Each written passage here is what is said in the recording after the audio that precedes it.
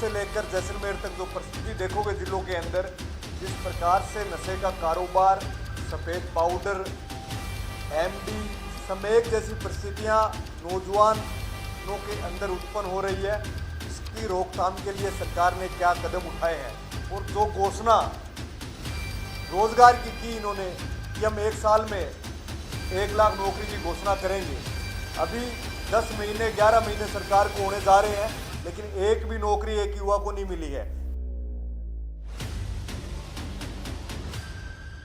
नमस्कार, स्वागत है आपका हमारे समाचार में और मैं हूं आपके साथ दिव्या शेखावत। राजस्थान में नशे के खिलाफ सभी ने एक मुहिम सी छेड़ी हुई है कि राजस्थान से नशा कहीं ना कहीं दूर भगाना है और इसी मुहिम का हिस्सा बने हैं संगरिया विधायक अभिमन्यु पुनिया जी। राजस्थान यूथ कांग्रेस के प्रदेश अध्यक्ष भी हैं। उन्होंने एक मुहिम छेड़ी है कि नौकरी दो, नशा नहीं चाहिए भैया। तो इस नशे को दूर भगाने में क्या भूमिका निभाने वाले हैं, सबसे पहले तो आपका बहुत स्वागत करेंगे। और ये कहाँ से आया है कि नौकरी दो, नशा नहीं?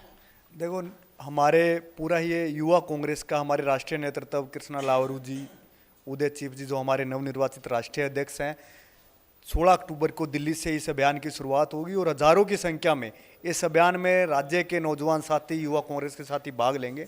और उसके बाद राज्यव्यापी अभियान में तहसील से लेकर प्रदेश स्तर तक इस अभियान को चलाया जाएगा।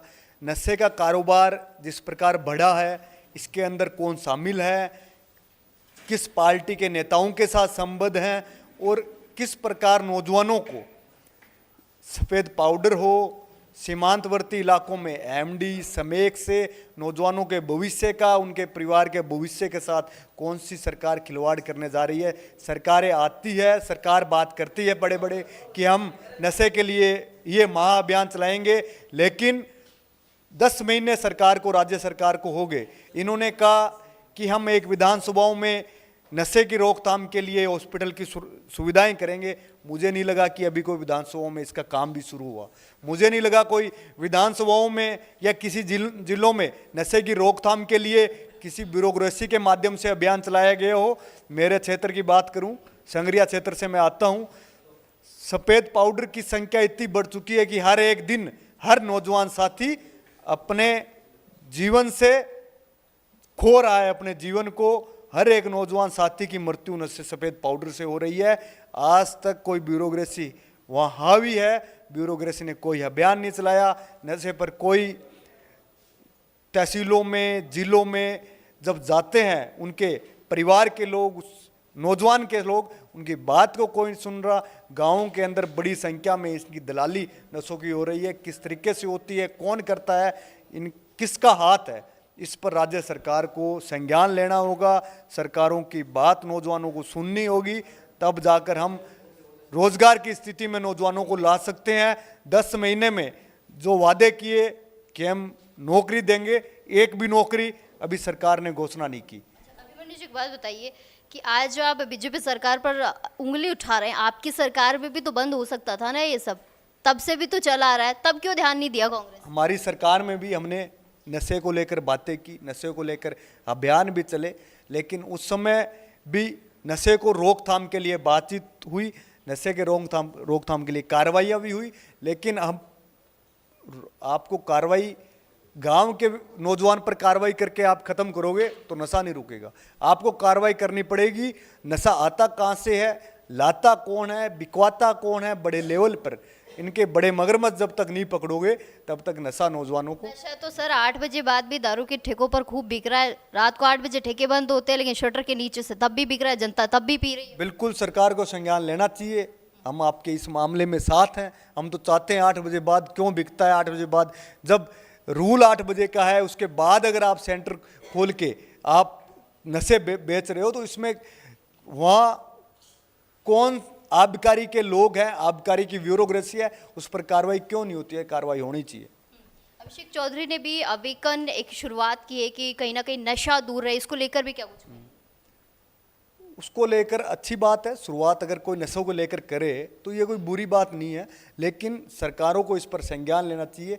नशा नौजवानों को जकड़ रहा है, उसके परिवार को, आने वाली पीढ़ी को, उसके भविष्य को ख़त्म करने का काम नशा करता है। नशा आता कहाँ से है? छोटे नौजवानों पर कार्रवाई करके आप इसमें खाना पूर्ति नहीं कर सकते, आपको बड़े लेवल पर कार्रवाई करनी होगी। कौन इसमें बड़ा मगरमच्छ है, कौन बेचता है, कहाँ से आता है, कैसे लिंक है उसका, उस पर कार्रवाई करने का काम करे, ये राज्य सरकार को करना होगा। एक सवाल है कि आपने मुख्यमंत्री जी को पत्र लिखा है जिसमें आप भर्ती रद्द नहीं करने का जिक्र कर रहे हैं एसआई की, इसको लेकर क्या कुछ कहेंगे? क्योंकि एक तरफ तो लोग कह रहे हैं कि भर्ती रद्द होनी चाहिए, एक तरफ लोग अनशन कर रहे हैं कि भर्ती रद्द नहीं होनी चाहिए। देखो, भर्ती जो निर्दोष साथी है, जिस व्यक्ति ने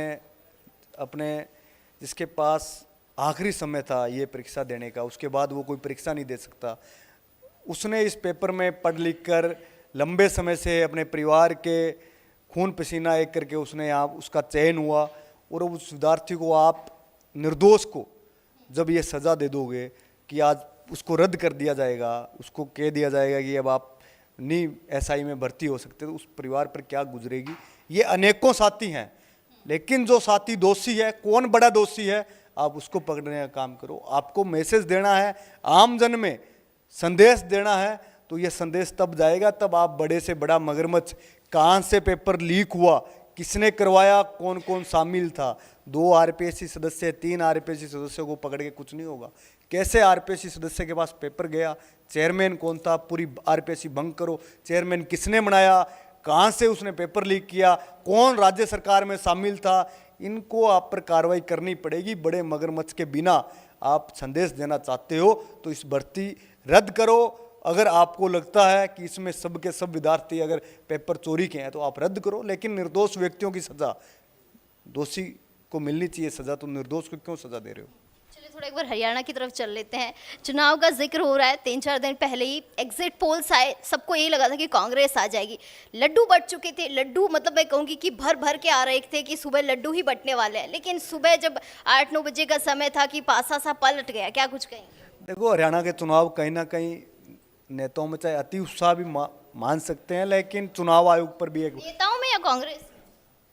हमारे कांग्रेस पार्टी के नेताओं में, हमारे में हम अति उत्साहित भी हो सकते हैं, लेकिन जिस प्रकार से चुनाव आयोग पर भी एक ये बड़ा सवाल खड़ा करता है।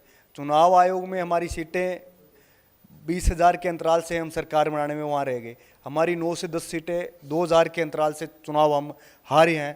तो एक बैट्री का जो इश्यू हुआ 99% जो चुनाव आयोग में हमने शिकायत की, तो बहुत से प्रत्याशियों की शिकायत है, उस पर एक बड़ा सवाल चुनाव आयोग पर खड़ा करता है। और कांग्रेस आलाकमान इस पर पूरी नज़र रखे हुए है। कांग्रेस आलाकमान ने कमेटी बनाई है, उस कमेटी के आधार पर बड़े लेवल पर जो कार्रवाई होगी वो कांग्रेस पार्टी के आलाकमान पर आधार है।